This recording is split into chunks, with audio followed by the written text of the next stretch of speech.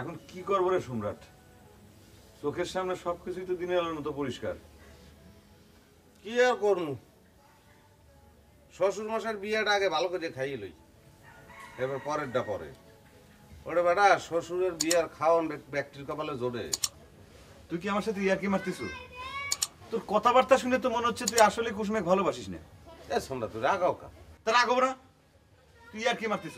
এখন একটা জরুরি একটা সিরিয়াস সিদ্ধান্ত নেওয়ার সময় তুই আমার সাথে ইয়ার্কি মারতিস। ও সিদ্ধান্ত আমার লওয়া শেষ। কুসুম যদি রাজি থাকে, যাই খালি খপ করি হাত খান ধরমু, একটা টান দেবো কমিজের ল, সংক্ষেপে খেলা শেষ।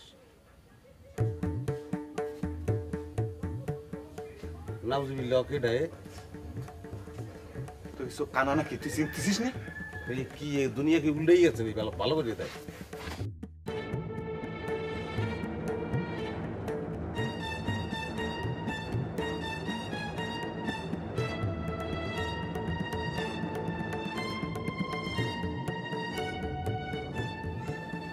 জবা, কুসুম, জবা।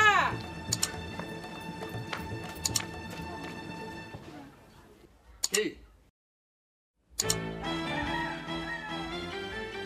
এই ঘটনাটা কি?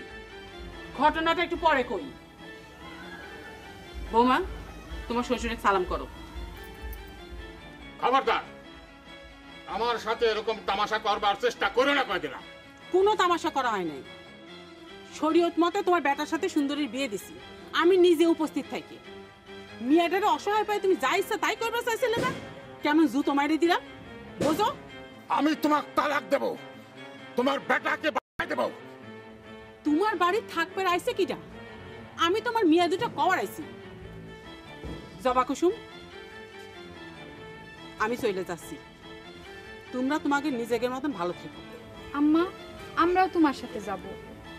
আমরাও আব্বার এই সুদের জাল থেকে মুক্তি চাই। আমরা তাহলে কি করবো রে সম্রাট?